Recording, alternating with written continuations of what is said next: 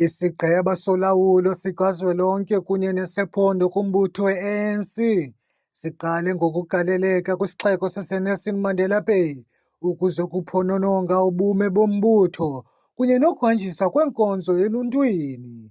Eli gqiza nebelikhokelwa nguMongameli Cyril Ramaphosa nesekela lakhe uPaul Mashatile, nelithe laqala utyelelo lalo kwibandla iBantu Church of Christ, lithathe eli nyathelo ukuze kuqinisekisa ukuba zihamba kakuhle izinto kulo masipala. Oku kuza emva kweentsuku ezimbalwa umongameli ebhengeze umhla wesi-4 kweyeNkanga njengomhla wonyulo loomasipala. The whole National Working Committee of the ANC is here in Gqeberha, the Eastern Cape.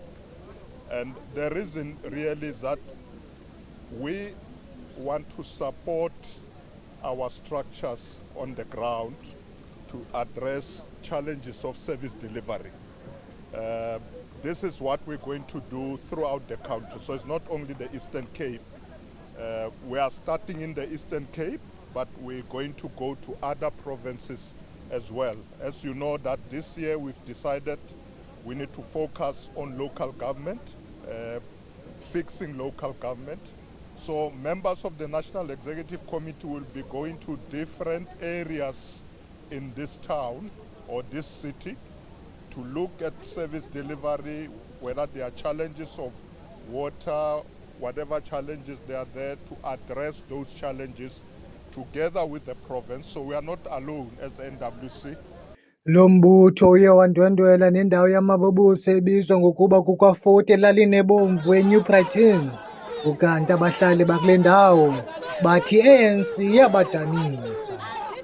Ndiyaxoliseka umbutho we-ANC but ku-end apha ngoku ndingathi ndiyagive up because apha ezindlini kuyakhiwa kwakhelwa abantwana abancinci nabangakhange bazowunetha nathi apha kwaFort abasuka kwezinye indawo bafike bazokhelwa basezindlini. Umntu wakhela ubrother and sister, wonke umntu bakhe nothi thina sahleli ngoku 1985 abantwana bam ndibazele ndimdala na 66 years ngoku kodwa ndisahlele etyotyombeni. Babasakhele sidiniwe kuhamba sibhatala imali zosayida ngoba sipe imali endodla yoba manditya apha ezuswini.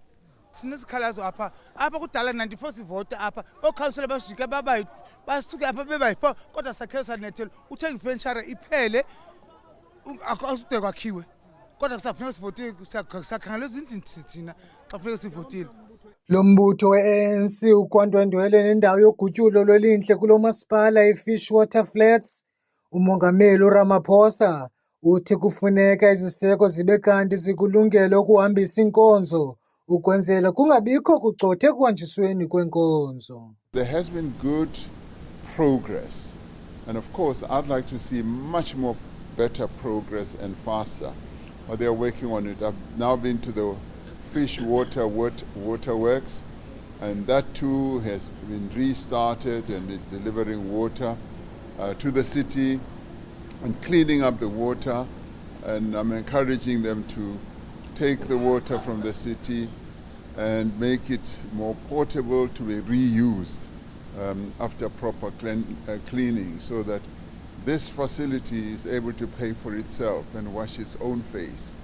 Lo mbutho uvalelise ngelithi nangona nje usilela kwezinye izinto, izikhalazo zabahlali balo masipala uza kuzithathela ingqalelo. Kwiindaba zeMpuma Kapa TV, ndinguSandile Njongi, eGqeberha.